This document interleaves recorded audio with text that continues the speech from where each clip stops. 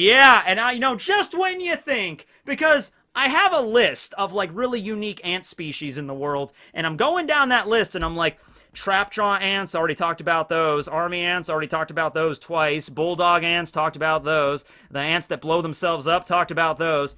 Today's episode is going to be all about the honey ant, or the honeypot ant, okay? I've actually seen some of these before, not in person, but like pictures, okay? Ants with very swollen abdomens.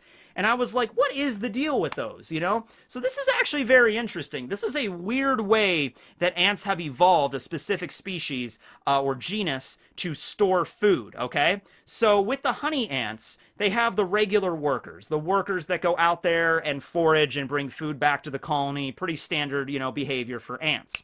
But this species has a very select caste system of workers, where some of the workers go out and forage, other workers stay in the hive or in the colony at all times, and their primary job is to engorge themselves on as much food as possible. Liquid, honey, sap, whatever ants eat. They consume all of it, to the point where their abdomens swell to the size of, like, I don't know, like maybe they are the size of like little ping pong balls. They look pretty big. I don't know quite that big, but they get pretty big. And so what they do is they engorge themselves, and they live at the bottom of the colony as far down as they can get, and they are essentially the food stores for the castle, for the colony. They're basically the larders or the refrigerators. So if there's ever a situation, and a lot of these ant species live in like deserts or climates where there can be a drought and a lack of food or a lack of water, if there's ever a lack of food, then the ants, the regular workers, go down there where these other ants are, and they basically touch their antennae,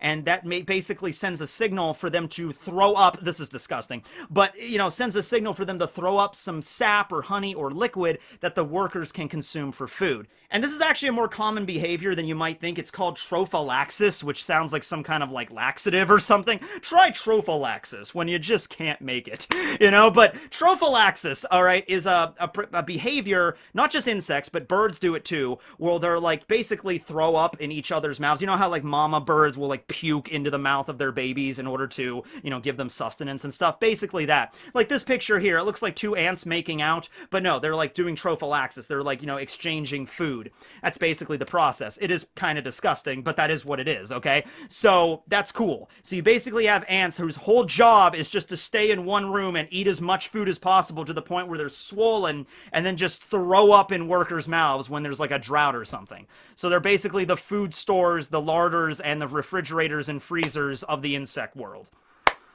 That was a pretty interesting ant fact, I must say.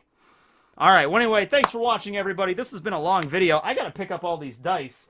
But yeah, have a good one. This will be Tekking and Barry signing out.